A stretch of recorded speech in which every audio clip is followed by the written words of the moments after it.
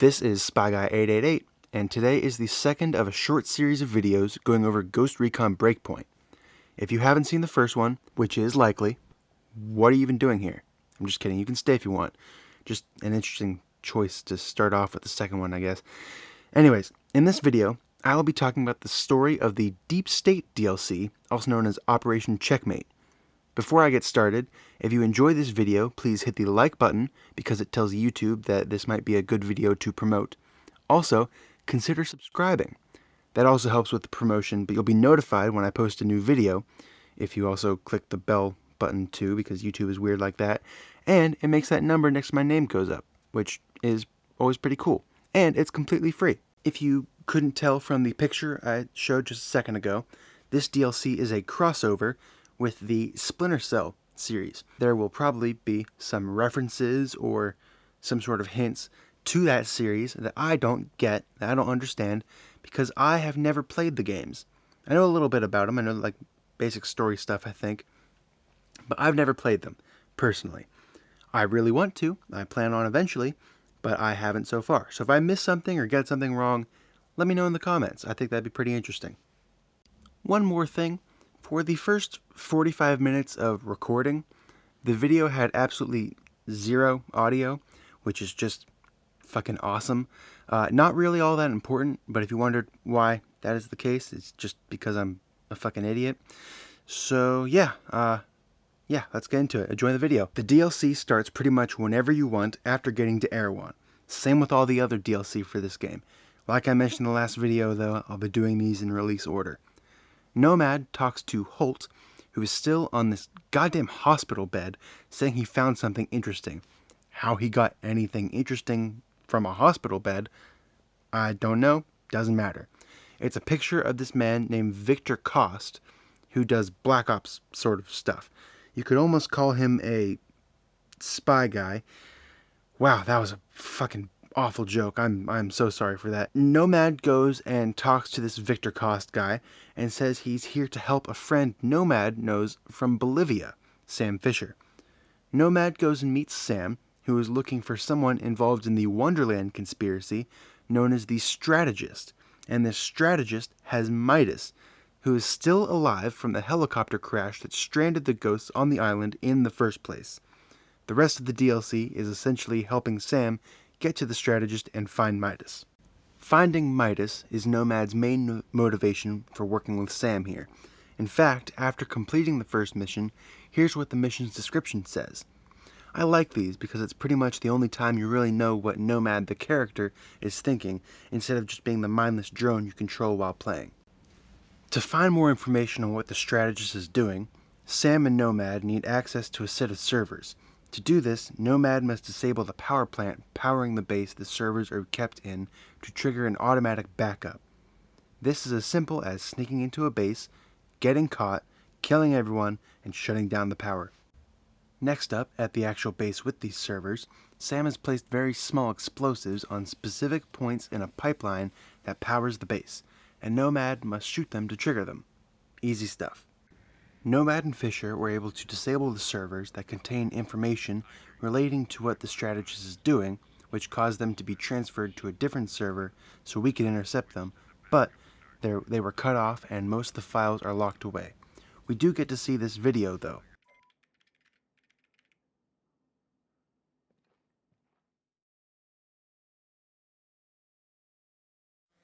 You sure that thing's not gonna fry your brain? Jesus. Relax. You don't have to wear it. Relax. All of our asses are on the line if this plan fails, and so far your project hasn't delivered. You're a smart man, Stone, but you lack vision. Wonderland requires vision. Start the test. May I present Project Claw?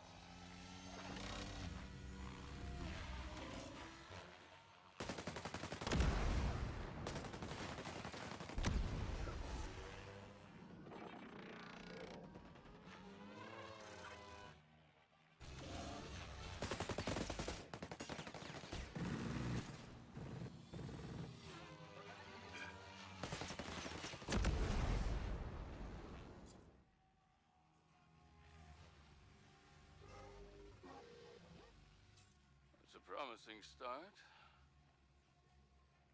Sure. Against dummies. But it's gotta work in the real world. Against real targets. Oh, it will. Well, so you say. I do say. And when I speak, the world listens. Though I'm not surprised that someone like you can't understand that. Perhaps when Claw is complete, you can use it to finally put down the rebel insurrection you can't seem to manage. We don't tolerate failure, Mr. Stone. Is that clear? Crystal. Sir. Good. That's enough. Shut it down. It seems from this recording the strategist has a higher position over Trey Stone of Sentinel, contrary to what he had said at the end of the main story, saying he was in charge. And this strategist is using what looks like a VR headset to directly control a group of drones together. This whole project is called Claw, and we will be helping Sam take it down. You know, stealthy operator, robot enemies, this seems less like Splinter Cell and more like another franchise. Something I probably won't be able to mention anywhere else is the new class from this DLC, Echelon. Its ability is sonar vision, which sees enemies behind walls but also stuns drones, or at least it says it does. It might slow them down a little bit, but I haven't really noticed any effect for drones at all. It also has a shock pistol that, because this game doesn't have an unconscious mechanic, just kills people and actually stuns drones. You also have the ability to instantly lock onto an enemy when spotted when using a handgun. I've never played the Splinter Cell games, but I don't think that was in any of the previous games. I know there's like a what was it called, like mark and execute, like a lock on sort of thing. But there was a franchise whose most recent actual game has essentially the same thing. Huh. Also, after the first mission, you get the SCIS handgun, which is basically a fancy FN-57. However, because the caliber system in this game is kind of wacky, it takes 5.56, which means you better stick to a different caliber main weapon if you don't want to have issues with worrying about running out of ammo. And that's why, for the most part, I stuck with the Silver Stake rifle, which is Walker's rifle. It's based on the Magpul Masood, something like that. And then I moved to the MDR, the Desert Tech MDR. And at the very end, I had an AK-74 Assault, I think. I think that also took 5.56, so never mind that last one. But you get the idea. I switched it up just so there wouldn't be caliber issues. Okay, back to the missions. Now you can do these in any order, but the first one I did involved an ornithologist, or bird scientist, and her hacker daughter. For a while, I thought it was going to have a Watch Dogs reference, but if it did, I definitely didn't catch it. Remember back at the end of episode 1 when Harmony Fox, Maurice Fox's daughter, thought the rogue drone swarm was a flock of birds, and then Skell was like, I didn't write that. Well, apparently this ornithologist did. She is being forced to work for Sentinel, and her daughter is rebelling. Her daughter is also part of an illegal drone racing group, and she's been hacking Sentinel drones, so they aren't happy about that. To get the mother to help us take down Claw, we need to protect the daughter from Sentinel. We track down the daughter pretty much without issue, but she needs our help too. She wants us to help her destroy antennas that have been interfering with the drone races. To do that, we destroy a drone and send her a code on one of the chips. I may or may not have gotten a little carried away and killed the entire base. Doesn't matter. What does matter is that the daughter has the code, and now we need to destroy the antennas with a very conveniently placed helicopter with rocket pods. Joyride taking down the antennas and any Sentinel helicopters that come out to play, and that's that. Then we go back to the mother, who says she'll help get Sam's airplane into Aroa, and back out with a 10-minute opening in the drone swarm. Next mission I did involved an entomologist, or bug scientist. He studies bee behavior and swarm psychology. His main contribution was helping the Claw project with drones that could work in sync with each other like a swarm. However, when he decided he regretted this, he tried to delete his work. When Sentinel was sent to stop him, they found his wife, executed her, and arrested him.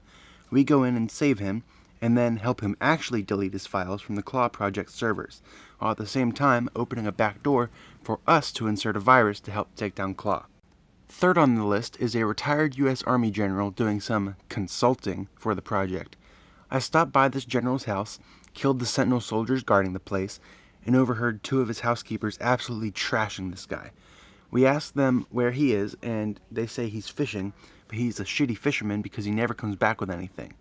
He keeps this spot a secret, although he has almost its exact location on pictures in his room. All around incompetent guy. I fly the helicopter over, except I actually crash it into the ocean almost immediately because I was trying to fly low to avoid SAMs, surface-to-air missiles, and not because I was distracted eating chips and watching Copyzilla. Certainly.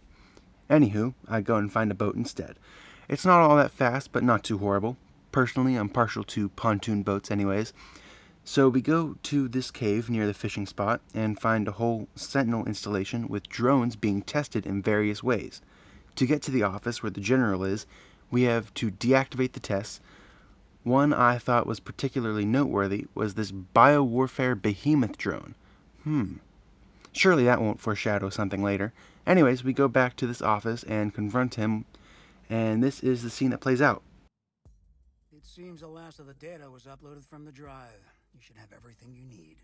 Very good. The funds should be in your account as we speak. Thank you for your service, General. I look forward to future updates. General Paxton. You can't sneak up on me like that. You almost gave me a heart attack. Say, you're one of Pharaoh's guys, right? I just uploaded the stuff from the drive and to send it to him. We should be all square. You're pathetic. Who the hell do you think you are? I was a 4-star general. Never volunteer information, General. You carelessly gave up the name of your accomplice. Oh, shit. You're a ghost. Look, what I did for the good of my country, right? We need new warfare technology to protect America from its enemies. But in the process, you turned yourself into one of America's enemies. You used your position to justify acts of treason.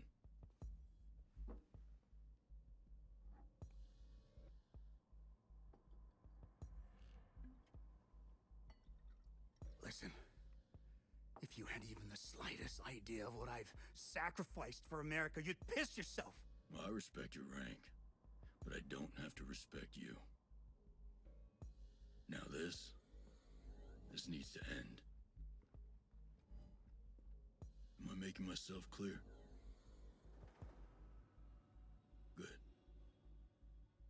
Because I would hate to come back here.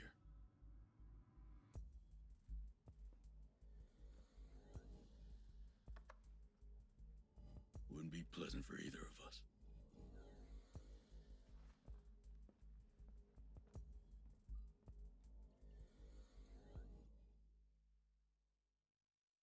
Truly incompetent guy. But that's the end of the third mission. I mean, that and killing more Sentinel soldiers that were sent to kill us, of course. But, that's just about the end. Now for the next one.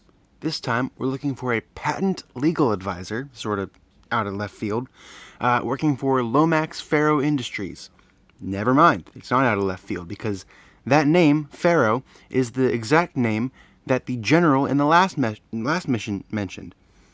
We talked to this legal advisor, and she says she needs help escaping from Sentinel, and we go to the base that has her information logged, clear it out, and erase the information. Clear out, like, kill everyone. I mean, I got caught in whatever. And she sends us a location to meet so she can tell us what she knows about Claw. Well, when we get there, we are ambushed by wolves, and she goes completely dark. We talked to Sam, who says she had a wolf bodyguard who she was very close to, and he might be the key to finding her. This wolf is named Karol Sekulich. After finding his base, we interrogate a Sentinel soldier who says he's on a special assignment. He gives us a location to look for him, and then we knock him out as usual. On the way, we talk to Sam, who says this Karol Sekulich guy is a former Special Forces soldier from Russia, from a very familiar unit, Bodark. Nomad mentions the Bodark were a ghost priority a couple months back, talking about the situation with Raven's Rock coup involving the rogue Bodark unit, which we will get into in the video about Red Patriot as well as Operation Motherland. While talking to him, he says he also wants to escape Sentinel and the Wolves with the lawyer, but he needs us to fake his death. We go to the J-Skell Dam, kill all the dam guards, plant the damn dog tags on the damn body that Carol placed earlier, and then blow the damn place to hell. I don't think that will be nearly as funny in the video, but in the script I was spelling it like damn instead of like damn, because this all happened at J-Skell Dam. Stupid joke, but almost certainly no one is far enough into this video to hear it anyways, so oh well. So now that we're done faking a man's death, we meet up with Carol and the lawyer. I let the intrusive thoughts win, I restart that conversation over, and we see this cutscene. I hope you have a good explanation for all of this. If they come after us, it'll be your fault, Carol. I understand. Listen, I'm on your side.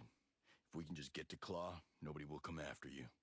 Being a ghost is great and all, but you have no idea what you're up against. Look, I work for Lomax Faro, the developers behind Claw.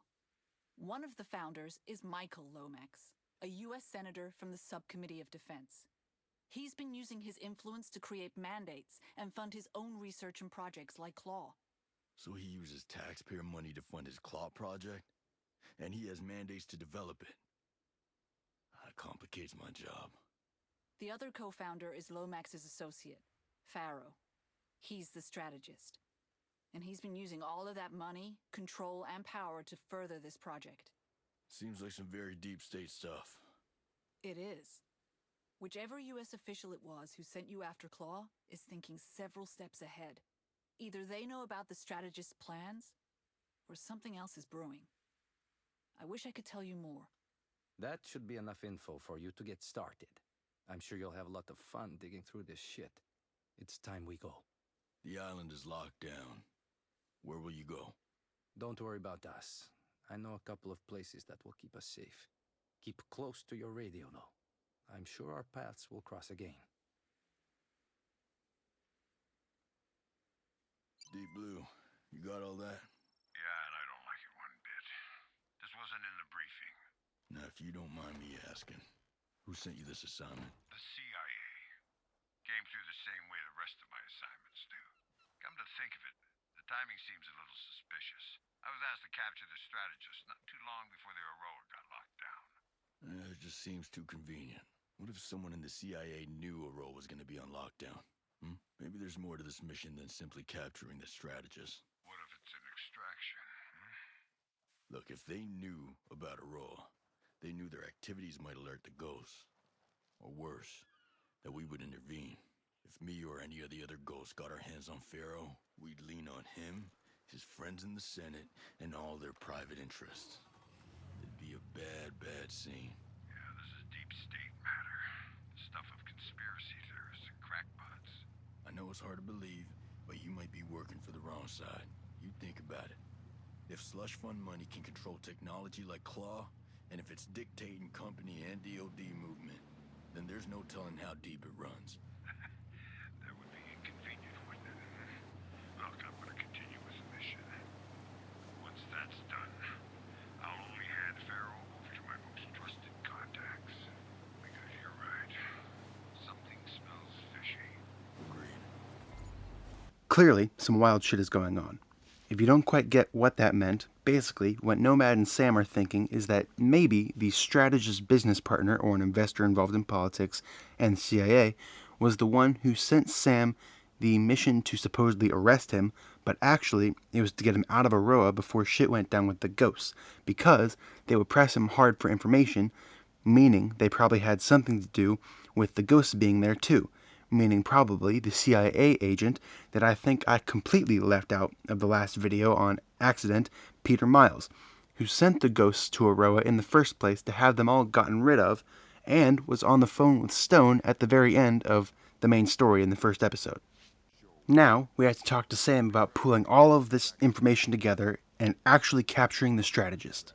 The full plan is to make sure the strategist can escape, destroy Claw, and extract the strategist by plane, I imagine it's a sort of skyhook system that will be used, which you may recognize by its other name, the Fulton Air Recovery System, and you may recognize it from a franchise I mentioned earlier. Okay, back to the mission. This is a required stealth mission with a massive asterisk next to it because I got into a full-on gunfight, but I didn't fail because only one person at a time knew exactly where I was, and they were dead before anyone else knew for sure. We shut down the security system and opened the way for Sam's plane, but we heard a loud sound and went to investigate. The strategist had activated Claw, and now we had to fight a bunch of drones.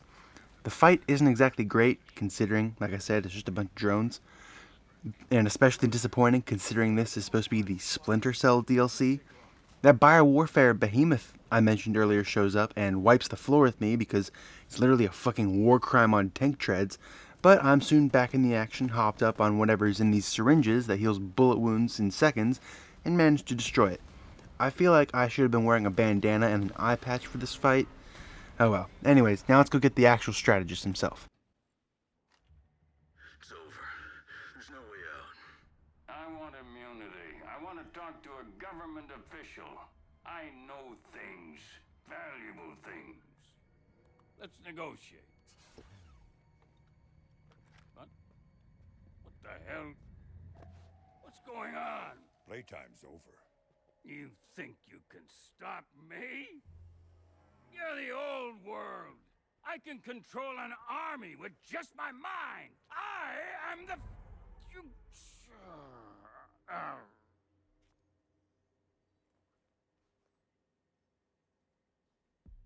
That's better. Can you get authorization for a ground attack now? You keep the pressure on here. I'll make sure he gets in front of the right people in Washington. Other than that, I've learned not to promise anything. You know, I'm sure there's some people at Echelon who'd love to meet a snake eater like you.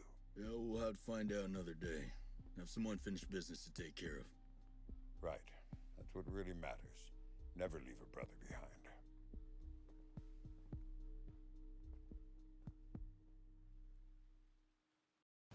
Holy shit. Sam literally called Nomad a snake eater. Like, come on. Yes, I know that it's a nickname for Green Berets because I just looked it up. And the Ghost unit are like super duper Green Berets, and maybe that's why Metal Gear Solid 3 was named that, like Green Beret thing. Either way, I'll pretend it's a reference and move on. Now, it's time to go get Midas. We find him and a bunch of other guys in chairs with headsets on, seemingly being used for some sort of computer or maybe helping the strategist control the drones against their will. Either way, all of them are dead except for Midas. And when we get him back to Erewhon, he has an eye patch. Are you kidding? What on earth? Here's the full scene. It's kind of nice to see 3 of the 4 Bolivia team members back together. Hey, look what I found. Holt? God damn, it's good to see you, brother. Thanks, boss. You look like shit. Yeah. Well, you don't look so good yourself. They put a hurting on me. I don't know how much more of that I could have taken. Where's Weaver? Weaver didn't make it. Hey, there's nothing any of us could have done. He was a good man. The best. But the mission continues. Now, I know you're both banged up, but I'm gonna need your help one way or another. You with me? Good. Because this thing's far from over. And with that, we've reached the end of episode 2. Much shorter than episode 1, that's for sure. If you enjoyed this video, make sure to leave a like and subscribe and all that fun stuff. And keep an eye out for the next video in this series on episode 3, Red Patriot, involving a second win for Ravens Rock and the Bodark unit. And with that, goodbye.